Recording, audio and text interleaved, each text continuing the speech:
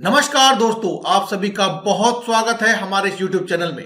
दोस्तों, आज की वीडियो बहुत ही खास है।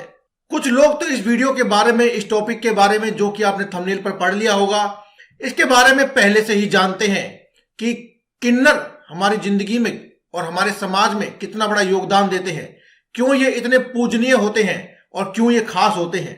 लेकिन जिन लोगों को नहीं पता, उनके लिए आज की इस वीडियो को बनाना बहुत ही आवश्यक था।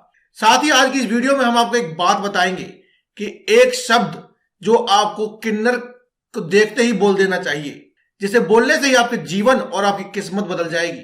जी हाँ दोस्तों, सनातन धर्म में पत्थर से लेकर जीव जंतु तक पूजे जाते हैं।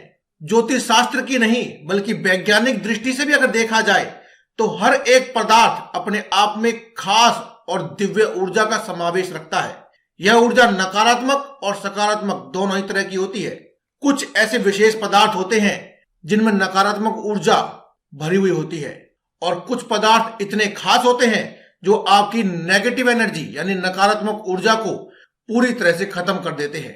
ज्योतिष शास्त्र की माने तो कहा जाता है कि यह पूरा ब्रह्मांड ही शिव और शक्ति के मिलन से बना है। जब शिव और शक्ति का युगम हुआ था तब इस ब्रह्मांड की उत्पत्ति हुई थी। इसी के साथ नवग्रहों की श्रेणी में बुध एक ऐसा ग्रह है जिसमें प्राण, वायु और प्रकृति की संज्ञा प्राप्त है। बुध ही जीवन में लिंग भेद के अंतर का कारक बनता है। जब कुंडली में बुध ग्रह पीड़ित होता है या फिर ये नीच भाव का हो या फिर दूषित स्थान पर बैठा हो, तब जीव जंतुओं में तीसरी योनि की उत्पत्ति होती है, जिसे हम अर्धनारीश्वर के रूप से जानते हैं। सनातन धर्म में तीसरी योनि किन्नर के नाम से जानी जाती है, इसीलिए इससे शिव और शक्ति के युगम का फल कहते हैं। किन्नरों में दोस्तों नेगेटिव ऊर्जा को यानी नेगेटिव एनर्जी को पूरी तरह से खत्म करने की शक्ति होती है। इसलिए इस कलयुग में एकमात्र किन्नर ही है जिसके श्राप देने से व्यक्ति का सब कुछ नष्ट हो जाता है, और वहीं अगर खुश होकर वरदान दे दे तो वह व्यक्ति का जीवन ही तर जाता है। इसलिए आपको हमेशा कोशिश करनी चाहिए कि आपको किन्नरों की कभी भी हाय ना लगे, वह कभी आपको श्राप ना दे, बल्कि आप उन्हें खुश रखें ताकि आपको वे खुश होकर आशीर्वाद दें और आप जिंदगी में दिन दूनी और रात चौगुनी तरक्की करें।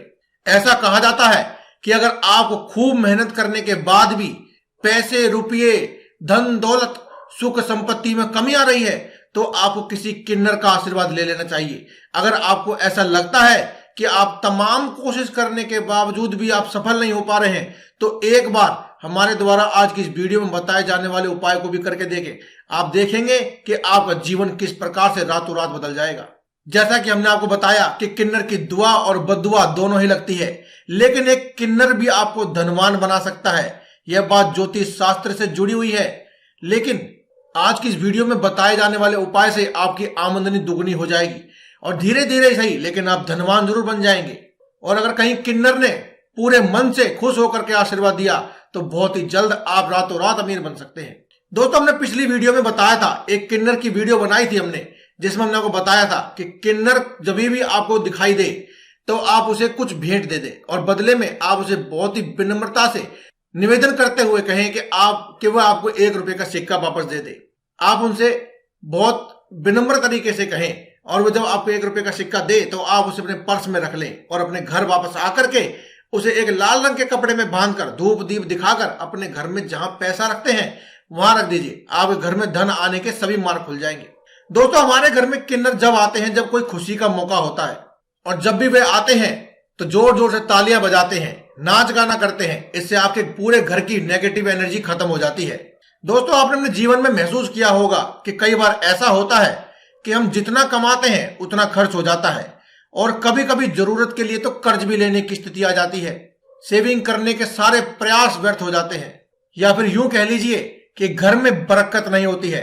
अगर आप भी ऐसी स्थिति से या फिर ऐसी प्रॉब्लम से दो चार हो रहे हैं तो आपको किन्नर को दान करना चाहिए और 1 रुपए का सिक्का अपने पास ले लेना चाहिए और उसे धन रखने के स्थान पर रख दें।